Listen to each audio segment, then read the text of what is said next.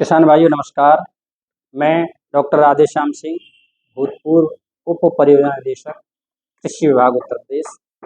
आज आपके लिए मैं एक ऐसी वार्ता लाया हूँ या ऐसी एक खेती की विधि है, तकनीकी है, जिसमें आपकी लागत यदि 1 रुपये है तो आपकी आमदनी 30 से 35 रुपये होगी।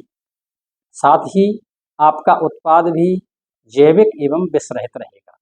आइए समझते हैं ऐसी तकनीकी को। वह क्या तकनीकी है?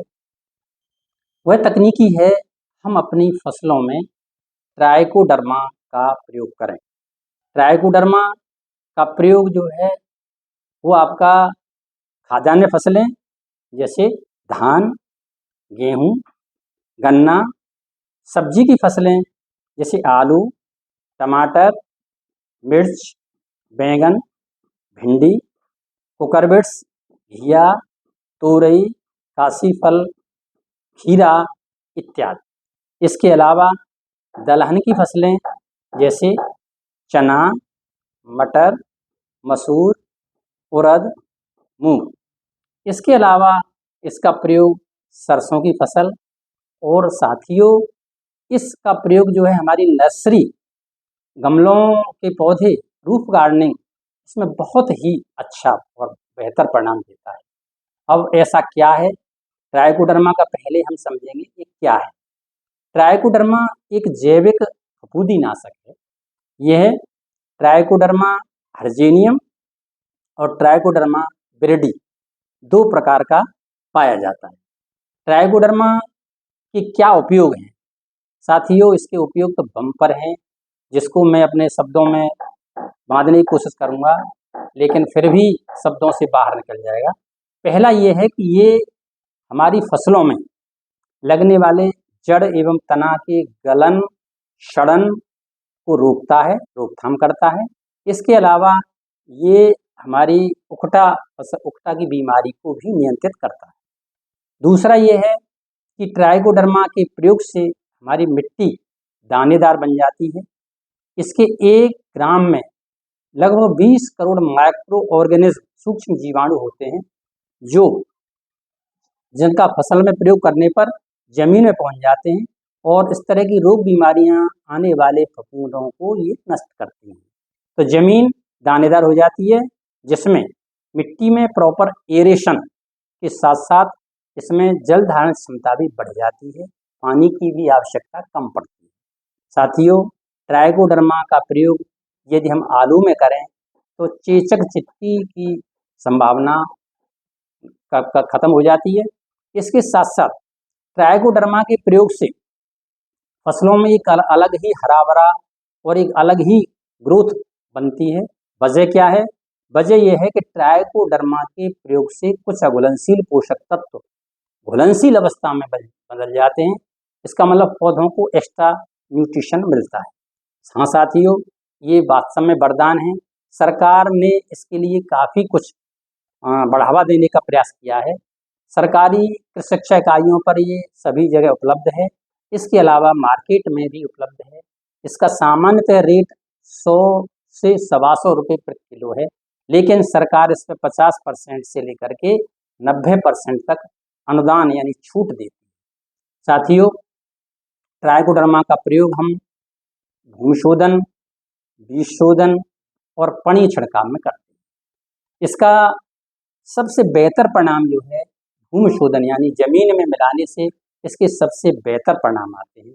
आइए समझते हैं जमीन में हम ट्राइकोडर्मा का प्रयोग कैसे करें। जमीन में ट्राइकोडर्मा के प्रयोग के लिए हमें 1 किलोग्राम ट्राइकोडर्मा 1 एकड़ खेत के लिए पर्याप्त होती है।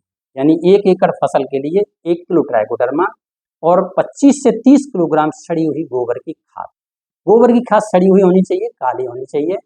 अब उसको प्रयोग करने से 24 घंटे पूर्व खत्ते से निकाल करके और हम उसको अलग कर लेते हैं। अलग इसलिए करते हैं ताकि ट्राइकोडर्मा के स्पोर्स को इसकी गर्मी का एहसास न हो, यानी ठंडा हो जाए। अब उस खाद को निकाल करके, गोबर की खाद को, उसके डेलों को तोड़ करके चूरे की शक्ल में बदल देते हैं और इसके अलावा उसमें अगर कुछ कंकड़ या तिनके हैं उनको अलग कर देते हैं। अब ट्राइकोडर्मा और गोबर की खाद को हम अच्छी तरह से मिलाते हैं। मिला करके हम देखते हैं कि उसमें नमी पर्याप्त है कि नहीं।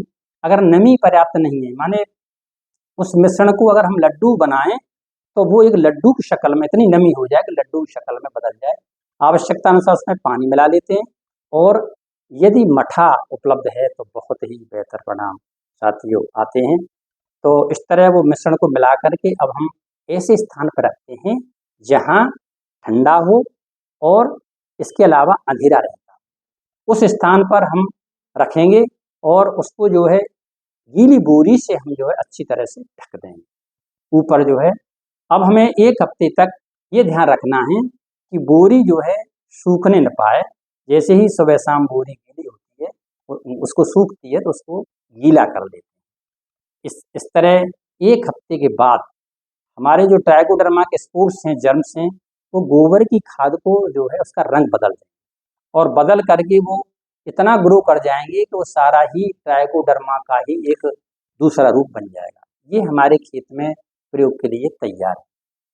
अब इसको जो है खेत की अंतिम बुवाई से पूर्व जो जुताई होती है, अथवा लगभग 15 से 20 दिन पूर्व इसको हम खेत में जुताई से पहले फैला करके जुताई कर देते हैं। इस तरह ये हमारे खेत में मिल गया। इसमें कुछ ध्यान रखने योग्य बात ये है कि ट्राइकोडर्मा का प्रयोग हम सुबह शाम करते हैं, धूप से बचाते हैं। दूसरा ये है कि ट्राइकोडर्मा के प्रयोग के समय ये ध्यान रखें कि उस खेत में कोई हमें मतलब रासायनिक कीटनाशी का प्रयोग नहीं करना चाहिए, नहीं तो उसके स्पोर्ट्स के लिए ये नुकसान देता है। इस तरह हमें और अगला थोड़ा ध्यान ये रखना है कि ट्राइकोडर्मा किसी विश्वसनीय जगह से हमें परचेज करना चाहिए। साथियों, इन चीज़ों को ध्यान में रखते हुए हम ट्राइकोडर्मा का ज़मीन में प्रयोग करेंगे तो ज़मीन में जाकर के इसके स्पोर्स जो है वो उनकी उत्तरोत्तर वृद्धि होती है और वो हमारी फसलों, ज़मीन के साथ साथ फसलों के लिए एक रामबाण सिद्ध होते हैं। साथियों, ये तो ट्राइकोडर्मा का हम आर्थिक विश्लेषण करें तो ट्राइकोडर्मा का खर्चा कम और इसके उपयोग या इसके लाभ ज़्यादा हैं।